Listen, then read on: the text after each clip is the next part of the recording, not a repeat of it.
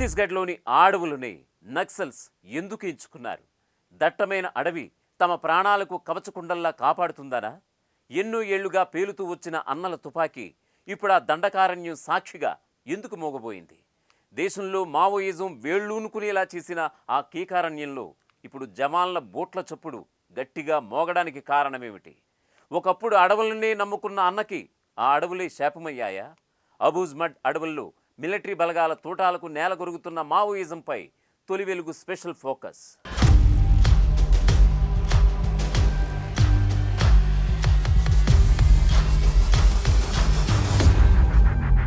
అబూజ్మడ్ అడవులు మధ్య భారతంలో ఒకప్పుడు దుర్భేద్యమైన దండకారణ్యం ఇప్పుడు మావోయిస్టులకు ఆఖరి మజిలీగా మారింది.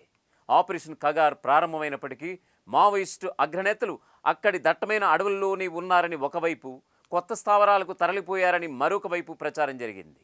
కానీ దశాబ్దాల క్రితమే తాము కంచుకోటగా మార్చుకున్న అబూజ్మడ్ అడవుల్లోని ఇప్పటి వరకు తలదాచుకున్నారని తాజాగా జరిగిన ఎన్కౌంటర్తో తేటతెల్లమైంది. ఈ ఎన్కౌంటర్లో ఏకంగా పార్టీ దళపతి కేశవరావు హతమవడంతో అక్కడ అగ్రనేతలు ఉన్నట్లుగా నిర్ధారణ జరిగింది. వాస్తవానికి అబూజ్మడ్ అంటే గుర్తు తెలియని కొండలని అర్థం.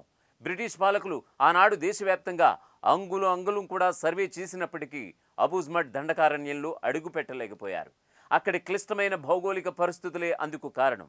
అందుకే అబూజ్మడ్ను 4.5 దశాబ్దాల క్రితమే నక్సల్స్ తమ కేంద్ర స్థావరంగా ఎంచుకున్నారు.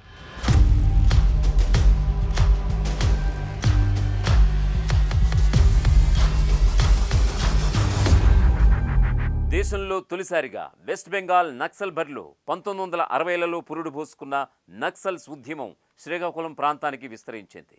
1980లలో ఉత్తర తెలంగాణలో ఉవ్వెత్తిన ఎగసి ఆదిలాబాద్, కరీంనగర్, వరంగల్, ఖమ్మం ప్రాంతాల్లో వేలూనుకుంది.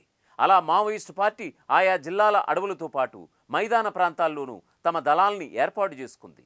కర్నూలు, ప్రకాశం, నల్లగొండ, గుంటూరు, మహబూబ్ నగర్ జిల్లాల సరిహద్దులతో కూడిన నల్లమల అడవులను అడ్డాగా చేసుకుంది.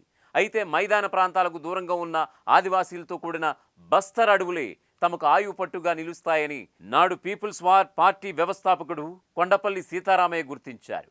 ఈ క్రమంలో దండకారణ్య ప్రత్యేక జోనల్ కమిటీని తెరపైకి తీసుకొచ్చారు. పలువురు కీలక నేతల్ని దండకారణ్యానికి పంపించి ఆదివాసీలతో మమేకం కావాలని ఆదేశించారు. కానీ ఆదివాసీలు పీపుల్స్ వార్ నేతలను ఆదరించడానికి ఎన్నో ఏళ్లు పట్టింది.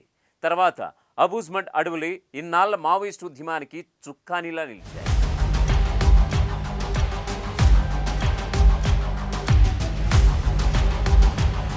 ఒకప్పుడు నక్సల్స్కు అడవులు సురక్షితమైనవి. అడవుల్లో ఉంటూనే దళాల నిర్మాణం చేపట్టేవారు. నగర, పట్టణ ప్రాంతాల్లో యాక్షన్లు చేపట్టేందుకు టీంలు ఏర్పాటు చేసి ప్రభుత్వానికి సవాల్ విసిరారు. అయితే టెక్నాలజీ పెద్దగా లేని సమయంలో నక్సల్స్ ఏరివేతకు పోలీసు బలగాలు ప్రధానంగా తమ తెలివితేటలను నమ్ముకునే పనిచేశాయి. కోర్టు సిస్టమ్ను డెవలప్ చేసి కీలక నేతలను మట్టుబెట్టారు. అడవుల్లోకి వెళ్లి నక్సల్స్ను తుదముట్టించాలని కేంద్ర రాష్ట్ర ప్రభుత్వాలు పారామిలిటరీ బలగాలను రంగంలోకి దింపి ప్రత్యేక చర్యలు చేపట్టాయి. అయితే ఇదంతా గతం. ఇప్పుడు మావోయిస్టుల ఏరివేత ఆపరేషన్లకు టెక్నాలజీ కూడా తోడైంది. అత్యాధునిక ఆయుధాల వినియోగం పెరిగింది. చీకట్లో కూడా నక్సల్స్ను గుర్తించేందుకు నైట్ విజన్ గ్లాసెస్ను వినియోగిస్తున్నారు. ఒకానొక దశలో మావోయిస్టుల ఏరివేతకు సాధారణ డ్రోన్లను ఉపయోగిస్తే వాటిని అన్నలు కూల్చేస్తూ వచ్చారు. కానీ 2023 నుంచి అత్యాధునికమైన మానవరహిత, శబ్దరహిత యుద్ధ డ్రోన్స్ను నక్సల్స్ ఏరివేతల నిమిత్తం కేంద్రం రంగంలోకి దించింది. ఒకవైపు పెరిగిన నిర్బంధం, మరొక వైపు డ్రోన్ దాడులు ఆధునిక యుద్ధాన్ని ఎదుర్కోలేక కాలినడక మార్గాల్లోనే పయనిస్తూ మృత్యు ఒడిలోకి జారుకుంటున్నారు మావోయిస్టులు. అసలు అడవుల్లోనే ఉంటూ ప్రాణాలు కాపాడుకోవడం ఎలా అన్నది ఇప్పుడు మావోయిస్టు పార్టీ ముందున్న అతిపెద్ద సవాల్. కేంద్రం కోరుతున్నట్లుగా మావోయిస్టులు అస్త్ర సన్యాసం చేసి లొంగిపోలేరు. అలాగని అడవుల్లోనే ఉంటూ పాత పద్ధతులు, కాలం చెల్లిన వ్యూహాలతో సాయుధ పోరాటం అంటే చావును ఆహ్వానించినట్టే అంటున్నారు మేధావులు.